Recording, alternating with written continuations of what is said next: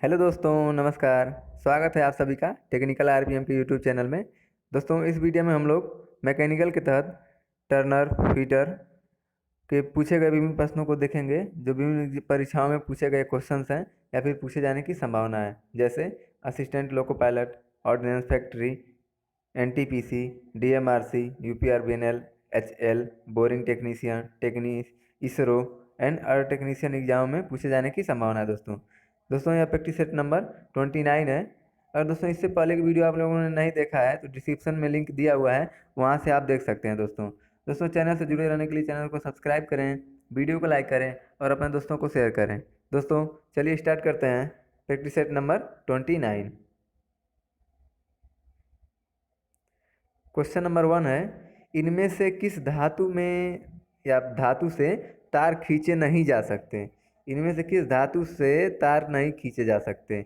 Option number A है aluminium, option number B है तांबा या फिर कॉपर, ऑप्शन नंबर सी है कास्ट आयरन या ढलवा लोहा, ऑप्शन नंबर डी है माइंड स्टील।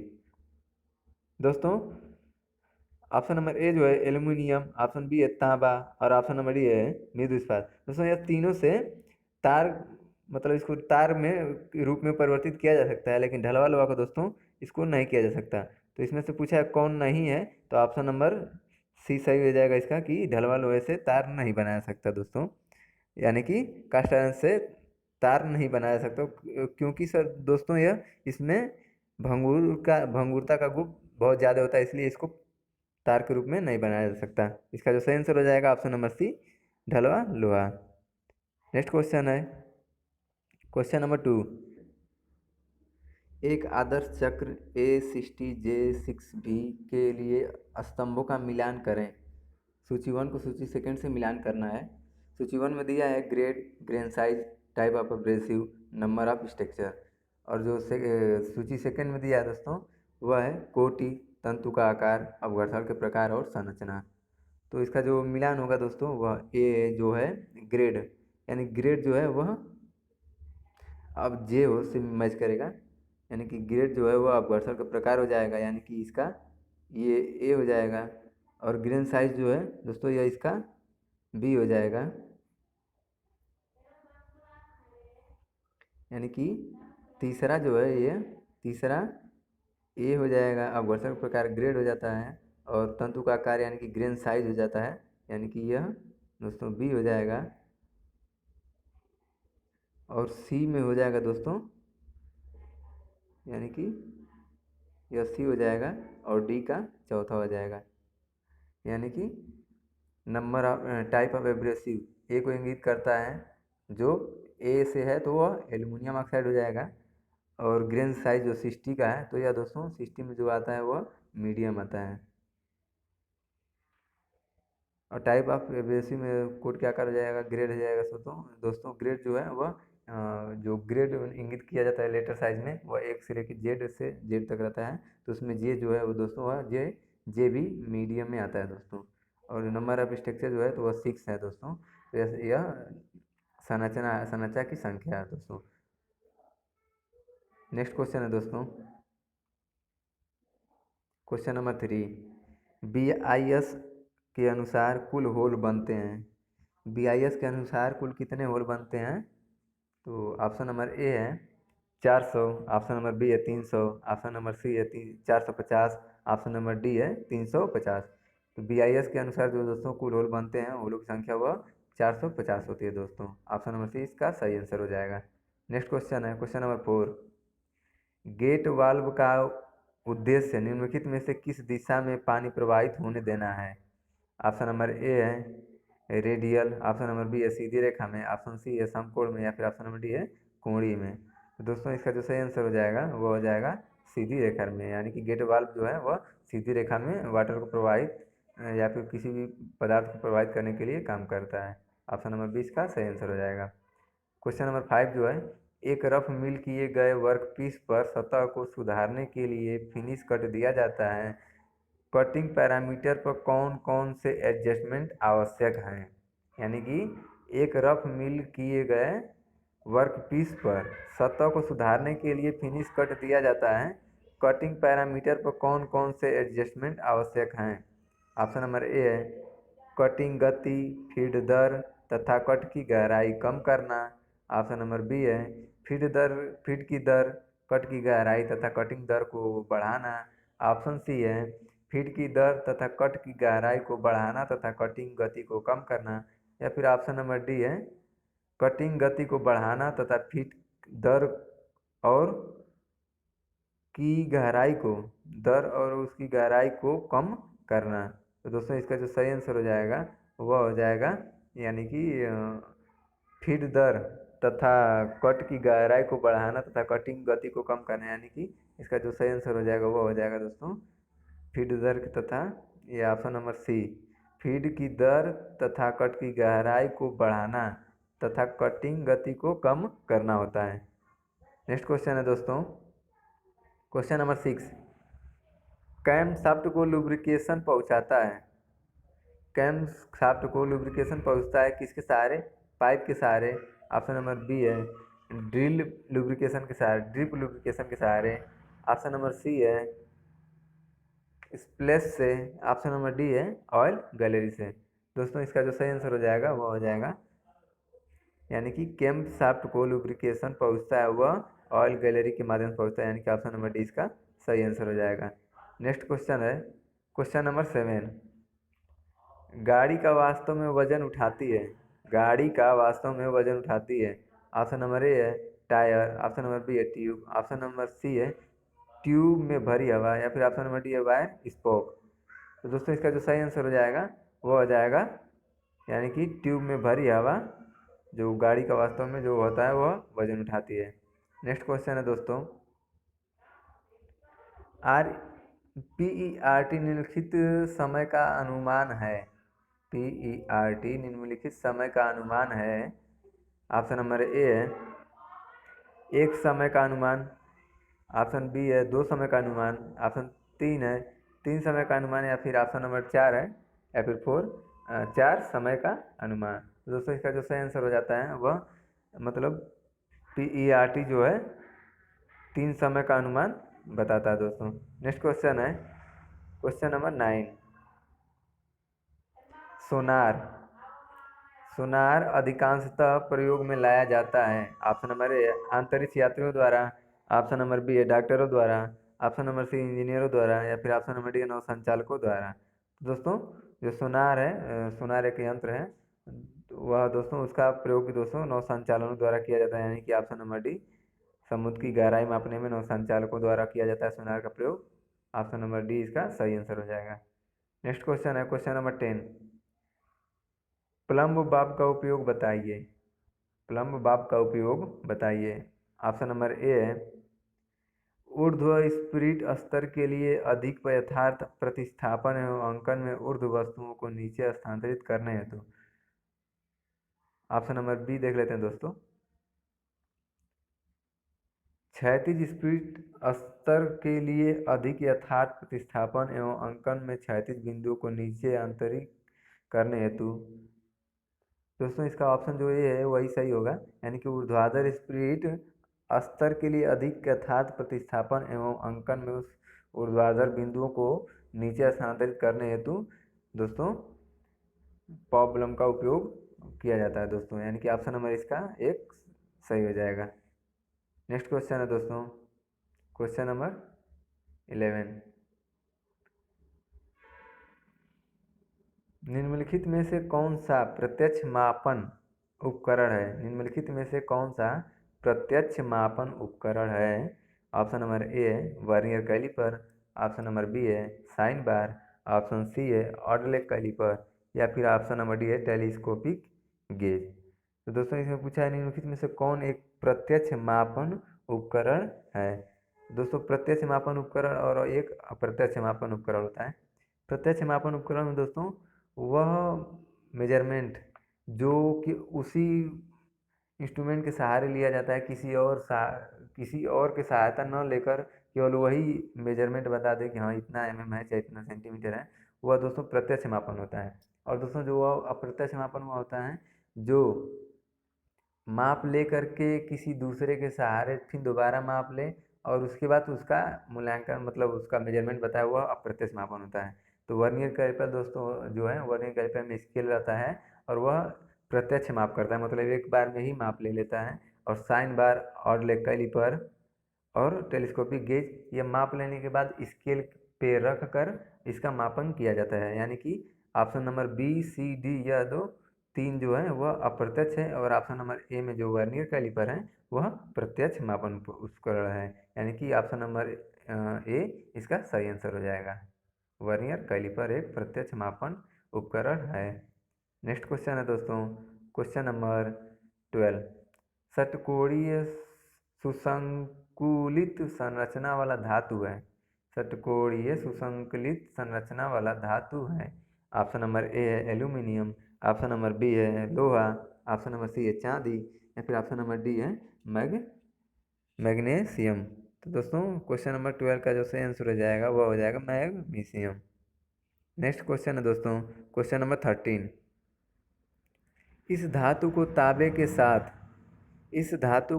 के साथ 2:1 में मिलाने पर मोनल धातु तैयार की जाती है। इसके ऊपर समुद्र के खारे पानी का असर नहीं होता है, वह है।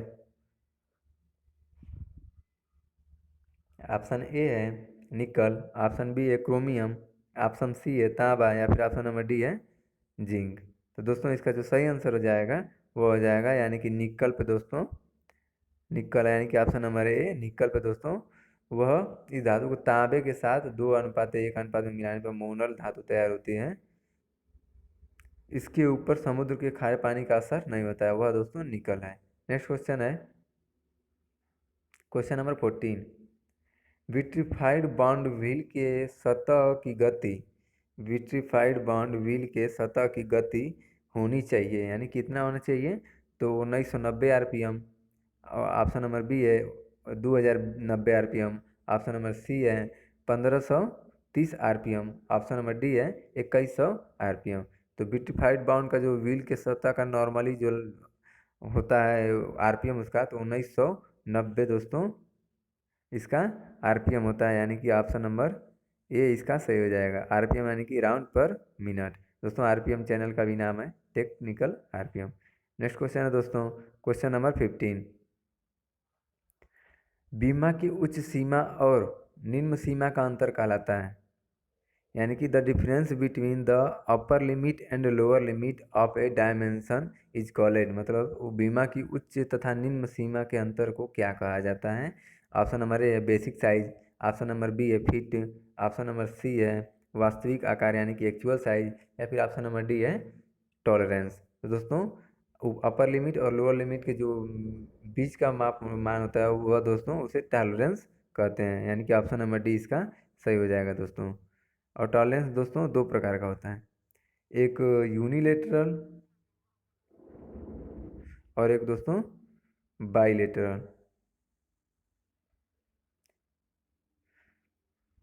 यूनिलेटरल में दोस्तों जो टॉलरेंस दिया जाता है या तो प्लस में या तो माइनस में, और जो बाईलेटरल होता है दोस्तों वह दोनों में दिया जाता है, प्लस माइनस दोनों में एक साथ दे दिया जाता है टॉलरेंस।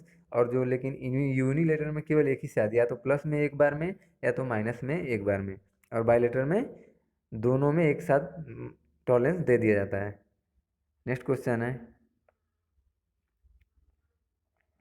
लैपिंग में चार्जिंग मटेरियल डैश होता है। लैपिंग में चार्जिंग मटेरियल डैश होता है। ऑप्शन नंबर ए है lapping tool, option number B है वर्क पीस,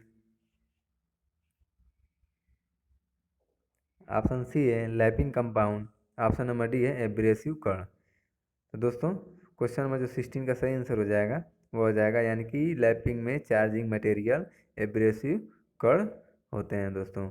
और दोस्तों लैपिंग के द्वारा वस्तु को दोस्तों वो लैपिंग के द्वारा वस्तु की कम से कम धातु को हटाया जा सकता है।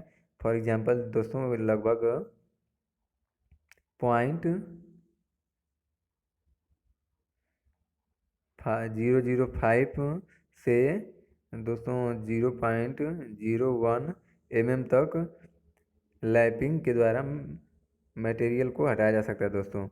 और दोस्तों जो लैप को किसी भी जो बनाया जाता है लैप वह मुलायम धातु के बनाए जा सकते हैं। जैसे दोस्तों कास्ट आयरन का भी बन सकता है, पीतल का भी बन सकता है, तांबा, लेड, सॉफ्ट स्टील के भी बनाए जा सकते हैं दोस्तों। और दोस्तों लैप का आकार जो होता है वो लैपिंग के किए जाने वाले जो धातु जिस पे लैपिंग किया जाना है उसके अनुरूप बनाया जा सकता है दोस्तों। यानी कि इसका जो लैपिंग चार्जिंग में मटेरियल जो होता है वह दोस्तों ऑप्शन नंबर डी यानी कि एब्रेसिव कण होता है। ऑप्शन नंबर डी इसका सही हो जाएगा। नेक्स्ट क्वेश्चन है दोस्तों क्वेश्चन नंबर 17। हेक्सा ब्लेड टूट फूट को कम करने काटने के लिए जॉब को रखने की आदर्श स्थिति है। ऑप्शन नंबर ए है सपाट पार्श्व, ऑप्शन नंबर बी है कोना पार्श्व, ऑप्शन नंबर सी है कोर पार्श्व, या फिर ऑप्शन नंबर पार्श्व यानी कि साइड दोस्तों, और ऑप्शन नंबर डी है सपाट को 60 डिग्री पे रखकर। यानी कि दोस्तों इसका जो सही आंसर हो जाता है वह यानी कि हेक्सा ब्लेड टूट फूट को कम करने के लिए काटने के लिए जॉब को रखने के लिए आदर्श स्थिति क्या है, तो सपाट यानी कि फ्लैट साइड में रखा जाता है दोस्तों। ऑप्शन नंबर ए इसका सही हो जाएगा। नेक्स्ट क्वेश्चन है क्वेश्चन नंबर 18। सिलेंडर लाइनर क्या है? सिलेंडर लाइनर क्या है दोस्तों? जिसमें इंजन में जो सिलेंडर रहता है उसमें एक लाइनर पड़ा होता है, उसी के बारे में पूछ रहा है कि सिलेंडर लाइनर क्या है। दोस्तों सिलेंडर लाइनर में ही पिस्टन अप और डाउन होता है क्रैंकशाफ्ट के द्वारा। तो इसमें पूछा है सिलेंडर लाइनर क्या है। ऑप्शन नंबर ए है सिलेंडर में ऊपरी भाग को कहते हैं, सिलेंडर के नीचे भाग को कहते हैं, या फिर सिलेंडर के अंदर की खोखली व नली को कहते हैं, या फिर ऑप्शन नंबर डी इनमें से कोई नहीं। दोस्तों क्वेश्चन नंबर जो 18 का सही हो जाएगा वह यानी कि सिलेंडर जो सिलेंडर ब्लॉक होता है उसके अंदर के खोखली नली को सिलेंडर लाइनर कहते हैं दोस्तों। नेक्स्ट क्वेश्चन है दोस्तों क्वेश्चन नंबर 19। एक क्लच जिससे चालक शाफ्ट को रोके बिना चलायमान शाफ्ट को रोकने हेतु प्रयुक्त होता है, किस प्रकार के क्लच प्रकार के से सकारात्मक चालन संभव है। ऑप्शन नंबर ए है dog clutch, option number B है कोड़ी क्लच, ऑप्शन नंबर सी है बहुप्लेट क्लच, या फिर ऑप्शन नंबर डी है अभिकेंद्रीय क्लच। तो दोस्तों इसका जो सही आंसर हो जाता है यानी कि एक क्लच जिसमें चालक शाफ्ट को रोके बिना यानी कि ड्राइवर शाफ्ट को रोके बिना ड्रिवन शाफ्ट को रोकने के लिए कौन सा क्लच का प्रयोग किया जाता है, तो डॉग क्लच का प्रयोग किया जाता है। यानी कि ऑप्शन नंबर ए इसका सही आंसर हो जाएगा।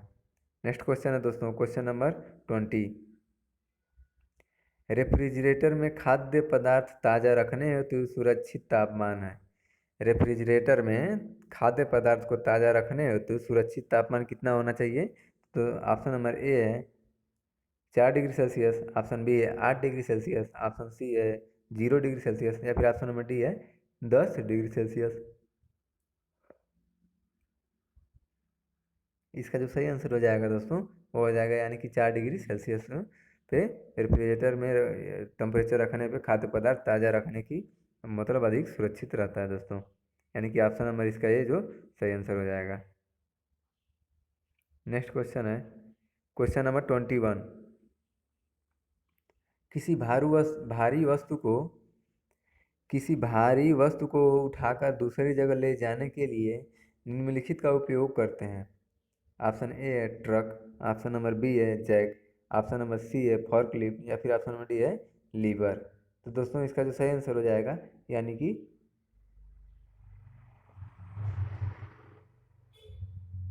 फोर्कलिफ्ट इसका सही आंसर हो जाएगा, option number C. Next question है दोस्तों निम्नलिखित में से एक हस्त उपकरण प्रयोग किया जाता है।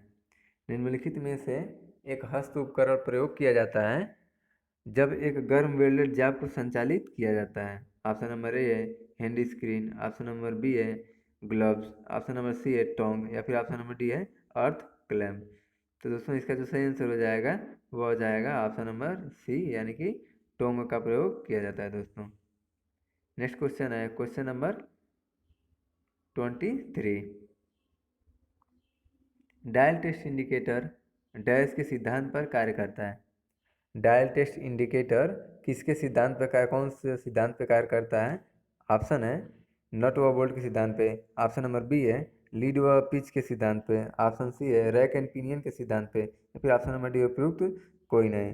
दोस्तों क्वेश्चन में जो 23 का सही आंसर हो जाएगा वो होता है, यानी कि डायल टेस्टिंग किस पे काम करता है, तो वह रैक एंड पिनियन के सिद्धांत पर दोस्तों कार्य करता है। ऑप्शन नंबर सी इसका सही आंसर हो जाएगा। नेक्स्ट क्वेश्चन है क्वेश्चन नंबर 24। निम्नलिखित मिश्र धातुओं में से कौन सी अपने संघटन की दृष्टि से सुमेलित नहीं है? निम्नलिखित में इस धातुओं में से कौन सी अपने संगठन से दृष्टिकोण से सुमेलित नहीं है?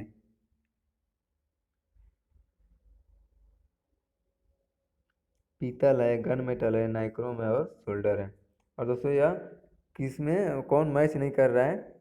संगठन वाले धातु से, यानी कि मिश्र धातु और संगठन दिया है दोस्तों।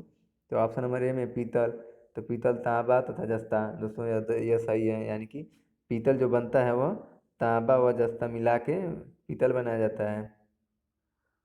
ऑप्शन नंबर बी है गन मेटल, गन मेटल दोस्तों तांबा टीन व जस्ता यह तीनों मिला के बनाया जाता है, यानी ये भी सही है। ऑप्शन नंबर सी है नाइक्रोम निकल, नाइक्रोम जो है दोस्तों वह निकल आयरन और क्रोमियम बनाए मिला के बनाया जाता है, यानी कि ये भी सही है। और सोल्डर जो है दोस्तों, सोल्डर बनाने के लिए दोस्तों टीन तथा लेड की ज़रूरत पड़ती है, ना कि लेड तथा जिंक की। टीन और लेड के मिला करके सोल्डर बनाया जाता है दोस्तों।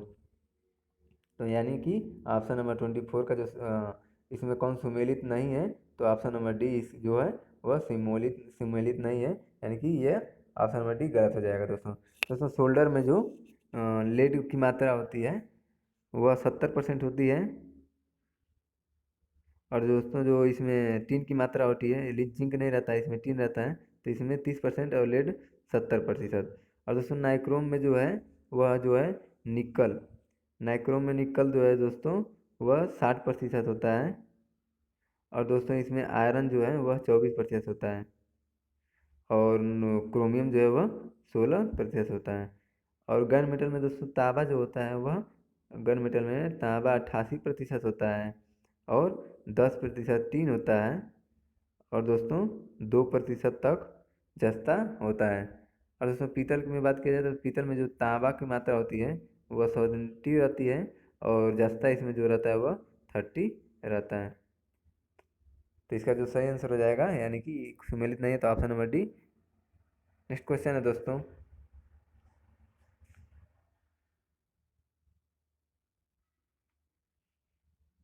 क्वेश्चन नंबर 25 है,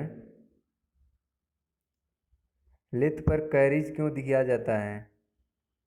लेथ पर कैरिज क्यों दिया जाता है? ऑप्शन नंबर ए है कृत्यांग को होल्ड करने के लिए,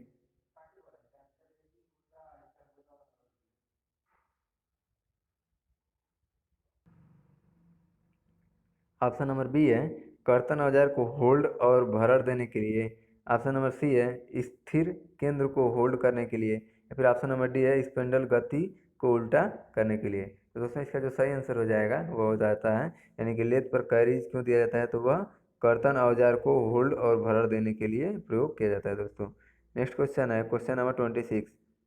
समांतर या टेपर बेलनाकार जाब को किस ग्राइंडर द्वारा ग्राइंड किया जाता है? समांतर या टेपर बेलनाकार जाब को किस ग्राइंडर द्वारा ग्राइंड किया जाता है? Option number A pedestal grinder, option number B है फ्लेक्सिबल ग्राइंडर, या फिर ऑप्शन नंबर सी है सिलेंड्रिकल ग्राइंडर, या फिर ऑप्शन नंबर डी है सेंटर लेस ग्राइंडर। तो दोस्तों क्वेश्चन नंबर जो 26 का सेंस हो जाएगा वो हो जाता है सिलेंड्रिकल ग्राइंडर का प्रयोग दोस्तों समानांतर या टेपर बेलनाकार जाब को ग्राइंड करने के लिए किया जाता है। नेक्स्ट क्वेश्चन है क्वेश्चन नंबर 27। मूलभूत छिद्र एवं मूलभूत शाफ्ट के उच्च एवं निम्न विचलन क्या है? मूलभूत छिद्र एवं मूलभूत शाफ्ट के उच्च एवं निम्न विचलन क्या है? ऑप्शन ए है न्यूनतम व अधिकतम, ऑप्शन बी है अधिकतम और अधिकतम, ऑप्शन नंबर सी है शून्य और शून्य, या फिर ऑप्शन नंबर डी है शून्य और न्यूनतम, न्यूनतम और न्यूनतम। तो दोस्तों क्वेश्चन नंबर जो 27 का जो सही आंसर हो जाता है, यानी कि मूलभूत छिद्र का एवं मूलभूत शाफ्ट की उच्च एवं निम्न विचलन क्या होती है? दोस्तों यह दोनों शून्य होती है। नेक्स्ट क्वेश्चन है क्वेश्चन नंबर 28। हैंड लैपिंग पद्धति हैंड लैपिंग पद्धति का प्रयोग डैश की फिनिशिंग के लिए नहीं किया जाता। ऑप्शन नंबर ए है engine valve, option number B है सतही प्लेट, ऑप्शन नंबर सी है सतही सीट्स, या फिर ऑप्शन नंबर डी है वाल्व सीट। तो दोस्तों इसका जो सही आंसर हो जाएगा वह हो जाएगा यानी कि सतही सीट। सीट का हैंड लैपिंग द्वारा नहीं किया जाता है फिनिशिंग, और इंजन वाल्व सतही प्लेट और वाल्व सीट का प्रयोग हैंड लैपिंग द्वारा किया जा सकता है दोस्तों। नेक्स्ट क्वेश्चन है क्वेश्चन नंबर 29। बेंच वाइज का साइज लिया जाता है। बेंच वाइज का साइज लिया जाता है। ऑप्शन नंबर ए जा ओपनिंग से, ऑप्शन नंबर बी है भार से, ऑप्शन नंबर सी है जा प्लेट की चौड़ाई से, या फिर ऑप्शन नंबर डी है मूवेबल जा की लंबाई से। तो दोस्तों इसका जो सही आंसर हो जाता है वह है ऑप्शन नंबर सी, जा प्लेट की चौड़ाई से बेंच वाइज का साइज लिया जाता है दोस्तों। और बेंच वाइज की बॉडी जो बनी होती है दोस्तों, यानी कि इसका जो सही आंसर हो जाएगा जॉब प्लेट की चौड़ाई से। और दोस्तों जॉब प्लेट की जो बॉडी बनी होती है वह दोस्तों कास्ट आयरन की बनी होती है दोस्तों। इसकी जो बॉडी होती है वो कास्ट आयरन की बनी होती है दोस्तों बेंच वाइज की। और जो इसमें एक स्पेंडल लगा होता है दोस्तों, वह स्पेंडल दोस्तों माइंड स्टील का बना होता है।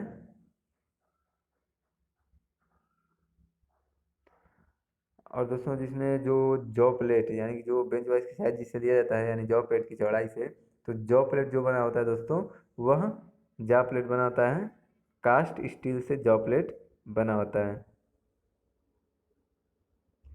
और इसमें जो दोस्तों और जॉ प्लेट जो होता है हार्ड ट्रीटमेंट द्वारा हार्ड किया जाता है दोस्तों, हीट ट्रीटमेंट के द्वारा इसको हार्ड कर दिया जाता है दोस्तों जॉ प्लेट को दोस्तों। और साधारणतः बेंच वाइज बाजार में दोस्तों जो बेंच वाइज की नॉर्मल साइज होती है वो साधारणतः 75 mm से 150 mm तक उपलब्ध रहती है दोस्तों। नेक्स्ट क्वेश्चन है क्वेश्चन नंबर 30। संपीड़न दहन इंजन में वास्तविक ऊर्जा निकलती है। संपीड़न दहन इंजन में वास्तविक ऊर्जा निकलती है। ऑप्शन नंबर ए है संपीड़न स्ट्रोक में, ऑप्शन बी है स्ट्रोक के फैलाने में, ऑप्शन सी है चूसड़ के फैलाने में, या फिर ऑप्शन नंबर डी है एग्जॉस्ट के फैलाने में। दोस्तों इसका जो सही आंसर हो जाएगा वो होता है स्ट्रोक के फैलाने में, यानी कि option number B. Question number 30 का ऑप्शन नंबर बी सही हो जाएगा, यानी कि स्ट्रोक के फैलाने में। नेक्स्ट क्वेश्चन है दोस्तों क्वेश्चन नंबर 31। डिस्क किस्म के ब्रेक को अपेक्षाकृत अच्छा मानते हैं क्योंकि डिस्क किस्म के ब्रेक को अपेक्षाकृत अच्छा मानते हैं क्योंकि ऑप्शन नंबर ए है यह सस्ते हैं, ऑप्शन बी है इन्हें रख रखाव की ज़रूरत नहीं पड़ती है, कम ज़रूरत पड़ती है मतलब, और ये अधिक टिकाऊ होते हैं, ऑप्शन नंबर डी ये इसकी संरचना सरल होती है। तो क्वेश्चन नंबर 31 का जो सही आंसर होता है दोस्तों वह होता है यानी कि डिस्क किस्म के ब्रेक को अपेक्षाकृत अच्छा माना जाता है क्योंकि ये अधिक टिकाऊ होता है दोस्तों, यानी कि ऑप्शन नंबर सी इसका सही आंसर हो जाएगा। नेक्स्ट क्वेश्चन है दोस्तों क्वेश्चन नंबर 32। कमरे में रखा रेफ्रिजरेटर का दरवाज़ा खोल कर आप कमरे को, ऑप्शन ए है कमरे को कुछ डिग्री तक ठंडा कर सकते हैं, ऑप्शन बी है आप इसको रेफ्रिजरेटर के तापमान तक ठंडा कर सकते हैं, आप अंततः कमरे को थोड़ा गर्म कर सकते हैं, आप कमरे को न तो गर्म न तो ठंडा कर सकते हैं। यानी कि क्वेश्चन नंबर जो 32 कह रहा है वह कमरे में रखा रेफ्रिजरेटर का दरवाज़ा खोलकर आप क्या इनमें से ऑप्शन है क्या आप कर सकते हैं। तो इसका जो सही आंसर हो जाता है दोस्तों यानी कि कमरे में रखा रेफ्रिजरेटर का दरवाज़ा खोल देने से आप अंततः कमरे को थोड़ा गर्म कर सकते हैं दोस्तों। वह इसलिए होता है कि जो रेफ्रिजरेटर होता है दोस्तों तो यह प्रक्रिया तब होती है गर्म होने की जब वो कमरे में पूरी तरह कमरा बंद हो दोस्तों। अगर पूरी तरह कमरा बंद है तो वह इसलिए रेफ्रिजरेटर में जो कंप्रेसर लगा होता है वो कंप्रेसर से वो गर्मी लेकर और उसी कमरे में ही गर्मी छोड़ता है जिससे कमरा और गर्म हो जाता है। यही कारण है दोस्तों इसका। नेक्स्ट क्वेश्चन है क्वेश्चन नंबर 33। संधि को फ्रेमिंग करने के अति सामान्य व अति प्रबल प्रकार हैं। संधि यानी कि जोड़। Most common and strong form of forming joint is option number A है lap joint, option number B है मॉर्टिस व tenon joint, option number C है बॉक्स जोड़, या फिर option number D housing joint. तो दोस्तों इसका जो सही आंसर हो जाता है वह ऑप्शन नंबर इसका बी सही होगा, यानी कि मॉर्टिस एवं टेंशन जॉइंट के द्वारा संधि का फ्रेमिंग करने के लिए अति सामान्य व अति प्रबल प्रकार है, यानी कि मॉर्टिन व टेंशन जॉइंट। नेक्स्ट क्वेश्चन है दोस्तों, क्वेश्चन नंबर 34। लकड़ी में बड़े कीलों को निकालने एवं भारी वस्तुओं को उठाने हेतु उपकरण के रूप में प्रयुक्त होने वाले कृत्रिम छोर यानी कि कुटित छोर वाले छड़ का चयन करें। अन्य प्रयोजन क्रेट खोलना अथवा कंक्रीट रूपों में बोर्ड को ढीला करना, यानी कि इसमें कि इसको क्या क्या बोलते हैं। ऑप्शन नंबर ए आवर्स, ऑप्शन बी है क्रोबार, ऑप्शन नंबर सी है चिमटा, या फिर ऑप्शन नंबर डी है उपयुक्त में से कोई नहीं। तो दोस्तों इसका जो सही आंसर हो जाता है वह होगा ऑप्शन नंबर बी, यानी कि क्रोबार। क्रोबार दोस्तों एक स्टील का रॉड होता है दोस्तों, और एक नुकीला किया होता है एक साइड पे। नेक्स्ट क्वेश्चन है दोस्तों, क्वेश्चन नंबर 35। वेल्डिंग शॉप में काम करते हुए डैश एक सुरक्षा सावधानी है। वेल्डिंग शॉप में काम करते हुए क्या सुरक्षा सावधानी है, वो ऑप्शन नंबर ए है पेंट बंद दरवाजे और काले चश्मे, कार्यखंड को चिमटे द्वारा पकड़ कर रखने के लिए ऑप्शन सी है वेल्डिंग कैटर आवरण युक्त होना चाहिए, या फिर ऑप्शन नंबर डी है परिपथ बोकरी अर्थ नहीं है। दोस्तों इसका जो सही आंसर है वह है ऑप्शन नंबर सावधानी नहीं है, इसके अंतर्गत क्या है दोस्तों, तो वह ऑप्शन नंबर सी यानी कि भूकृत अर्थ यह नहीं है, परिपथ जो है अर्थ नहीं है, यह इसकी सावधानी में नहीं आता दोस्तों। यानी कि सावधानी में क्या क्या आता है, तो पेंट जो है पेंट बंद दस्ताने और काले चश्मे होने चाहिए, और कार्यखंड को चिमटे द्वारा पकड़े रखने के लिए जो चिमटा होना चाहिए, और वेल्डिंग कैटर आवरण युक्त होना चाहिए दोस्तों। यानी कि यह ऑप्शन नंबर ए बी और सी यह सब काम करते समय सुरक्षा सावधानियां हैं वेल्डिंग शॉप की, लेकिन ऑप्शन नंबर डी सुरक्षा सावधानी के अंतर्गत नहीं आता दोस्तों। इसका जो सही आंसर हो जाएगा ऑप्शन नंबर डी, यानी कि भूकृत अर्थ नहीं है। नेक्स्ट क्वेश्चन है दोस्तों, सूची फर्स्ट को सूची सेकंड से मिलान कराना है, यानी कि सूची प्रथम में जो दिया हुआ है प्राकृतिक रूप से घटित होने वाले पदार्थ को सूची सेकंड में तत्व दिया हुआ है से सुमेलित कीजिए और सूची के नीचे दिए गए कूट का प्रयोग कर सही उत्तर चुनिए। सूची फर्स्ट और सूची सेकंड दिया है। सूची फर्स्ट में दिया है हीरा संगमरमर बालू मणिक्य, और सूची सेकंड में जो दिया है वह कैल्शियम सिलिकॉन एल्यूमिनियम कार्बन है दोस्तों। और इसके अंतर्गत यह दोस्तों कूट का मिलान करके इसको सही करना है दोस्तों। तो इसका जो हीरा हो जाता है दोस्तों, यानी हीरा, तो वह क्या है दोस्तों, तो हीरा एक कार्बन का रूप है, यानी कि यह ऑप्शन नंबर ए का 4 हो जाएगा। बी का संगमरमर दोस्तों कैल्शियम, यानी कि संगमरमर जो है दोस्तों वह हो जाएगा बी। और बालू जो है दोस्तों वह क्या है, तो बालू एक सिलिकॉन है, तो इसका हो जाएगा सी। और मणि के दोस्तों यह क्या है, तो यह एल्युमिनियम है, यानी कि एल्युमिनियम, यानी कि डी। तो इसका जो आंसर सही आंसर हो जाएगा ऑप्शन नंबर डी, ए का चौथा, ए का चौथा बी का पहला, यानी कि ए का चौथा बी का पहला सी का सिलिकॉन यानी कि दूसरा और डी का तीसरा, यानी कि ऑप्शन नंबर डी इसका सही आंसर हो जाएगा। नेक्स्ट क्वेश्चन है दोस्तों, क्वेश्चन नंबर 37। थ्री जा चक का साइज स्पेसिफाई किया जाता है थ्री जा चक का साइज। तो ऑप्शन नंबर ए है प्रत्येक जौ का साइज, ऑप्शन नंबर बी है प्रत्येक जौ की मोटाई, ऑप्शन सी है चक की बॉडी का व्यास, या फिर ऑप्शन नंबर डी है चक की बॉडी की चौड़ाई। दोस्तों इसका जो सही आंसर होगा वह होगा ऑप्शन नंबर सी, चक की बॉडी का व्यास होता है। थ्री जा चक का साइज स्पेसिफाई किया जाता है तो चक की बॉडी के व्यास के इसको साइज को बताया जाता है दोस्तों। नेक्स्ट क्वेश्चन है क्वेश्चन नंबर 38। जिब क्रेन का उपयोग किया जाता है। जिब क्रेन का जो उपयोग किया जाता है वो किस लिए? तो ऑप्शन नंबर ए है लोड को वर्टिकल उठाने के लिए। ऑप्शन नंबर बी है लोड को हॉरिजेंटल ले जाने के लिए। ऑप्शन नंबर सी उपयुक्त दोनों, या फिर ऑप्शन नंबर डी इनमें से कोई नहीं। तो क्वेश्चन में जो 38 का जो सही आंसर है दोस्तों वह है, यानी कि जिब हेड क्रेन का प्रयोग जो किया जाता है वह लोड को हॉरिजेंटल ले जाने के लिए दोस्तों। नेक्स्ट क्वेश्चन है question number 39। Surface roughness grade.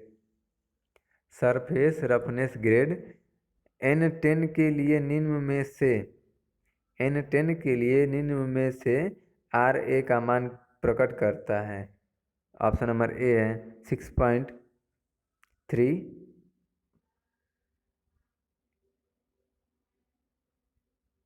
Micron.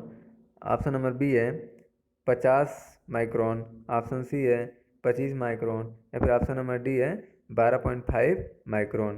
तो दोस्तों जो सरफेस रफनेस ग्रेड N10 के लिए निम्न में से क्या है, मतलब इसका मान क्या प्रकट कर, आर मान कितना हो प्रकट करता है N10। तो दोस्तों इसका जो सही आंसर है वह है 12.5 माइक्रोन N10 वह प्रकट करता है दोस्तों। सरफेस फिनिश को दोस्तों 12 ग्रेडों में बांटा गया है। सरफेस फिनिश को, सरफेस रफनेस जो ग्रेड होता है उसको 12 ग्रेडों में बांटा गया है। वह दोस्तों 1 से लेके और 12 तक होता है, जो 1 से लेके 12 तक होता है। और दोस्तों इसमें विभिन्न ग्रेडों को दोस्तों त्रिभुज के द्वारा प्रकट किया जाता है। जो विभिन्न ग्रेड हैं उनको त्रिभुज के द्वारा इंगित किया जाता है, तथा इसकी आर ए वैल्यू भी अलग अलग होती है। आर ए वैल्यू यानी कि दोस्तों इसका जो आर ए वैल्यू का मतलब रफनेस एवरेज जो होता है वह अलग अलग सबका होता है दोस्तों, यानी कि। और इसको जो विभाजित किया जाता है दोस्तों 12 भागों में विभाजित किया जाता है, यानी कि N1 से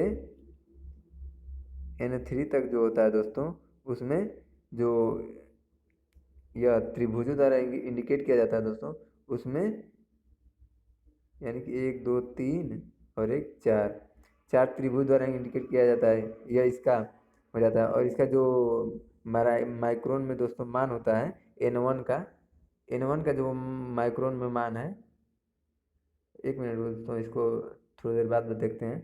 और इसको दोस्तों N4 से जो होता है, N4 से लेकर के दोस्तों N6 तक होता है, उसमें 3 त्रिभुजों द्वारा इंगित किया जाता है दोस्तों।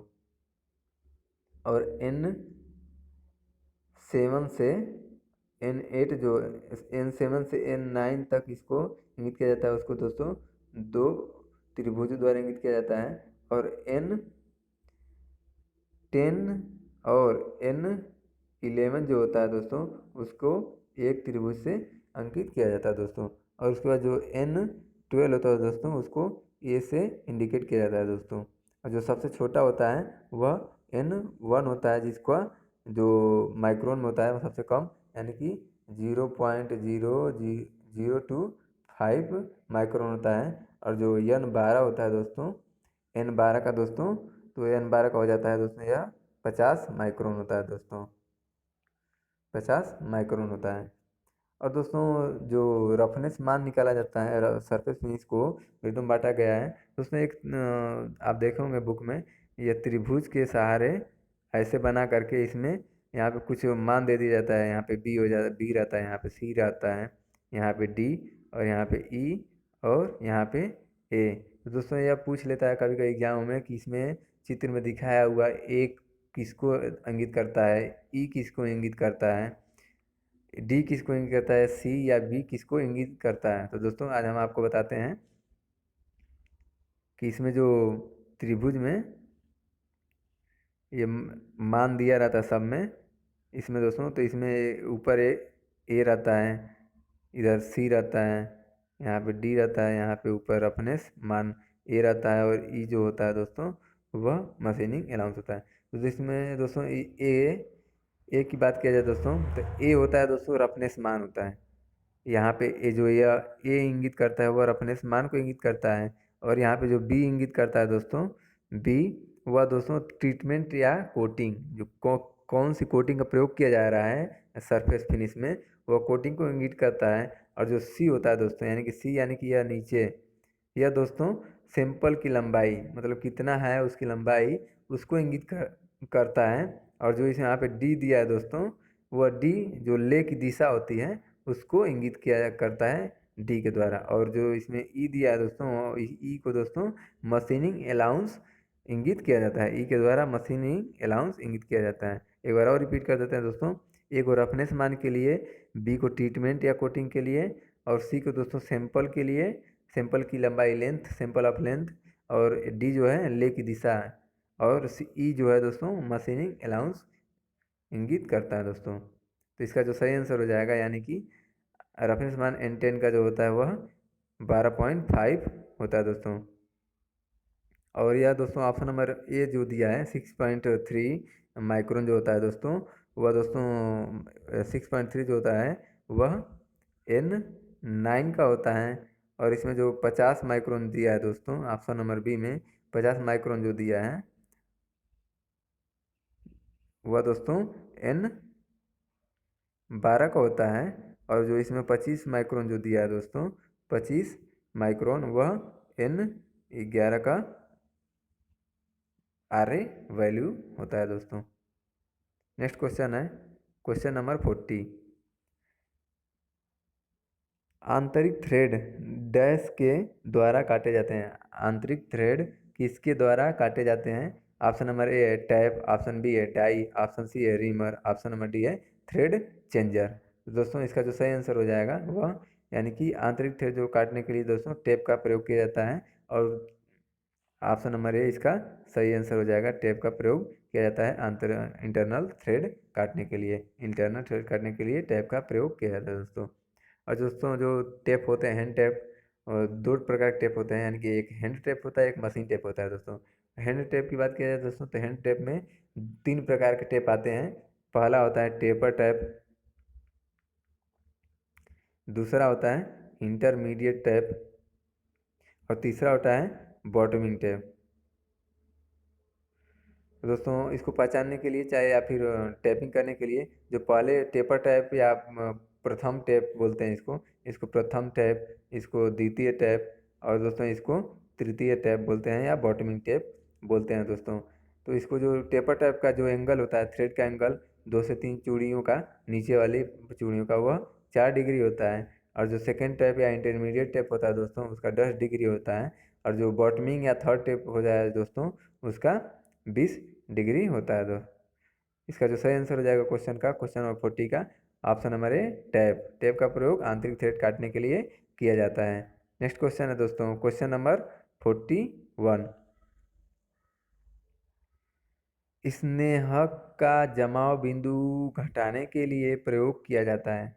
स्नेहक का जमाव बिंदु घटाने के लिए प्रयोग किया जाता है। ऑप्शन नंबर ए है टेलुरियम, ऑप्शन नंबर बी है फास्फोरस, ऑप्शन नंबर सी है पैराफ्लो, या फिर ऑप्शन नंबर डी है क्रोमियम। तो दोस्तों इसका जो सही आंसर हो जाएगा वह हो जाएगा, यानी कि पैराफ्लो का प्रयोग कर करके स्नेहन को जमाव बिंदु को घटाने के लिए प्रयोग किया जाता है दोस्तों। नेक्स्ट क्वेश्चन है क्वेश्चन नंबर 42। इंजन में सिलेंडर लाइनर प्रयुक्त होता है। ऑप्शन नंबर ए है दोस्तों, यह क्वेश्चन पूछा हुआ है आरआरबी अजमेर एएलपी में, असिस्टेंट लोको पायलट में। इंजन में सिलेंडर लाइनर प्रयुक्त होता है। ऑप्शन नंबर ए है घिसे सिलेंडर को रिपेयर करने के लिए, ऑप्शन नंबर बी है सिलेंडर पर मार्किंग करने के लिए, ऑप्शन सी है सिलेंडर को मजबूती देने के लिए, या फिर ऑप्शन नंबर डी है सिलेंडर के घिसाव को कम करने के लिए। दोस्तों इसका जो सही आंसर हो जाएगा वो आ जाता है, यानी कि सिलेंडर में सिलेंडर लाइनर जो दिया रहता है सिलेंडर को मजबूती देने के लिए, या सिलेंडर लाइनर दिया रहता है दोस्तों। और सिलेंडर लाइन पर मजबूती के साथ साथ दोस्तों, अगर ये किसी प्रकार का फॉल्ट होता है तो केवल ब्लॉक, इंजन का जो ब्लॉक होता है वो ब्लॉक ना खराब हो करके लाइनर को बदल देने से काम हो जाता है दोस्तों। नेक्स्ट क्वेश्चन है क्वेश्चन नंबर 43। कैम्बर कोड कितना रखा जाता है? कैम्बर कोड, कैम्बर कोड कितना रखा जाता है? तो दोस्तों कैम्बर कोड वह कोड होता है दोस्तों, उभार या कैम्बर जिसको बोलते हैं। कैम्बर कोड को दोस्तों किसी ऑटोमोबाइल, जो बाइक होती हैं, बाइक कह रहा हूँ, 4 व्हीलर होते हैं, उनको पहियों द्वारा बनने वाले कोड को ही दोस्तों कैम्बर कोड कहा जाता है दोस्तों। और वह कोड दोस्तों 2 से 5 डिग्री होता है। कैम्बर कोड 2 से 5 डिग्री होता है दोस्तों, जिसको अलाइनमेंट भी कहा जाता है अलाइनमेंट के द्वारा उसको। आगे वाले पहियों को कुछ झुकाया, मतलब अंदर की तरफ झुके रहते हैं, उनको कैम्बर कोड कहते हैं दोस्तों। नेक्स्ट क्वेश्चन है क्वेश्चन नंबर 44। डैश के अनुसार आंतरिक ऊर्जा अवस्था का एक कार्य है और आंतरिक ऊर्जा में हुई वृद्धि प्रणाली को आपूर्ति की गई ऊष्मा और प्रणाली द्वारा किए गए कार्य के अंतर के बराबर होती है। तो ऑप्शन नंबर ए है ऊष्मीय गतिकी का प्रथम नियम। ऑप्शन नंबर बी है हुक का नियम। ऑप्शन नंबर सी है कूलॉम का नियम, या फिर ऑप्शन नंबर डी है फैराडे का नियम। इसमें दिया है के अनुसार यानी डैश के अनुसार, तो ऑप्शन इसका जो सही हो जाएगा वह ऊष्मागति का प्रथम नियम, यानी कि ऊष्मागति के प्रथम नियम के अनुसार आंतरिक ऊर्जा अवस्था का एक कार्य है जो आंतरिक ऊर्जा में हुई वृद्धि प्रणाली को आपूर्ति की गई वस्तु और प्रणाली द्वारा किए गए कार्य के अंतर के बराबर होती है। इसका जो सही आंसर हो जाएगा ऑप्शन नंबर ए इसका सही हो जाएगा। नेक्स्ट क्वेश्चन है दोस्तों क्वेश्चन नंबर 45। तनाव प्रशिक्षण वेन स्ट्रेस। तनाव परीक्षण में धातु के लिए जब प्रतिबल बनाम विकृति आलेखित किया जाता है तब इलास्टिक मॉड्यूल के समान होता है। इलास्टिक मॉड्यूल डैश यानी कि किसके समान होता है? तो ऑप्शन नंबर ए है प्रारंभिक सरल रेखा के ढलान के समान। ऑप्शन बी है अंतिम ब्रेक प्रतिबल के कारण। ऑप्शन नंबर सी अंतिम ब्रेक विकृति के कारण, या फिर ऑप्शन नंबर डी है ब्रेकिंग प्रतिबल से ब्रेकिंग प्रतिबल से विकृति के अनुपात में। दोस्तों इसका जो सही आंसर हो जाएगा वो होता है, यानी कि तनाव परीक्षण में धातु के लिए जब प्रतिबल बनाम विकृति आलोकित किया जाता है तब इलास्टिक मॉड्यूल प्रारंभिक सरल रेखा के ढलान के समान है, यानी कि ऑप्शन नंबर ए इसका सही हो जाएगा। नेक्स्ट क्वेश्चन है क्वेश्चन नंबर 46। कारखाना कानून अधिनियम, कारखाना कानून एक्ट जो होता है 1948 भाग 23 के अनुसार कौन सी मशीन एक खतरनाक मशीन नहीं है? कारखाना कानून अधिनियम भाग 23 के अनुसार कौन सी मशीन एक खतरनाक मशीन नहीं है? तो दोस्तों ऑप्शन नंबर ए है वृत्ताकार आरी। ऑप्शन बी है धातु व्यवसायों में प्रयुक्त मिलिंग मशीन। ऑप्शन सी है द्रव चालित दावक के अतिरिक्त अन्य शक्ति पासक, या फिर ऑप्शन नंबर डी है ग्राइंडिंग मशीन।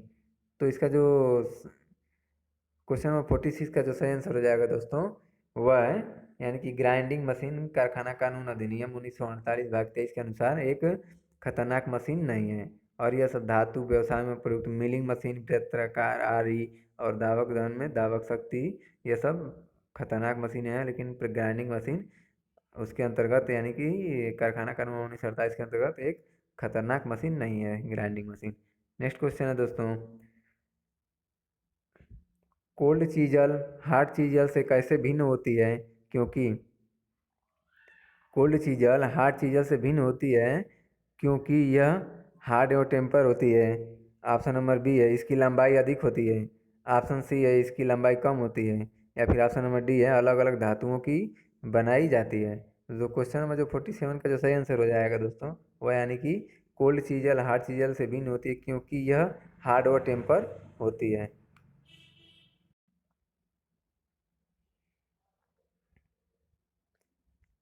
नेक्स्ट क्वेश्चन है दोस्तों क्वेश्चन नंबर 48। आर्क वेल्डिंग में आधारभूत विद्युत आवश्यकता यह है कि ऑप्शन नंबर ए है आर्क आघात नहीं होना चाहिए। ऑप्शन बी है उच्च खुली परिपथ वोल्टता नहीं होनी चाहिए। ऑप्शन सी है दिष्ट धारा विद्युत प्रदाय होना चाहिए, या फिर ऑप्शन नंबर डी है लेपित इलेक्ट्रोड होना चाहिए। तो क्वेश्चन नंबर जो 48 का जो सही आंसर हो जाएगा दोस्तों इसका सही आंसर जो हो जाएगा वह दिष्ट धारा विद्युत प्रदाय होना चाहिए, यानी कि आर्क वेल्डिंग के समय आधारभूत विद्युत धारा आवश्यक क्या होती है?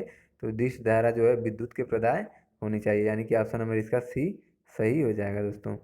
नेक्स्ट क्वेश्चन है क्वेश्चन नंबर 49।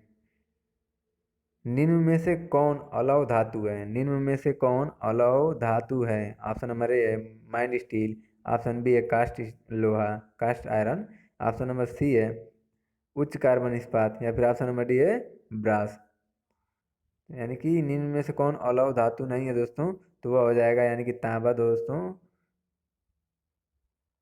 अलौह धातु नहीं है। नहीं, इसमें पूछा है निम्न में से कौन अलौह धातु है, यानी कि तांबा दोस्तों अलौह है, और यह माइंड स्टील, कास्ट आयरन और हाई कार्बन स्टील यह लौह धातु है दोस्तों। यानी कि ब्रास जो है वह अलौह धातु है। नेक्स्ट क्वेश्चन है क्वेश्चन नंबर 50, और इस प्रैक्टिस सेट का दोस्तों last question. Tell stock spindle में किस प्रकार का टेपर पाया जाता है? टेल स्टॉक स्पिंडल में जो होता है वह किस प्रकार का टेपर होता है?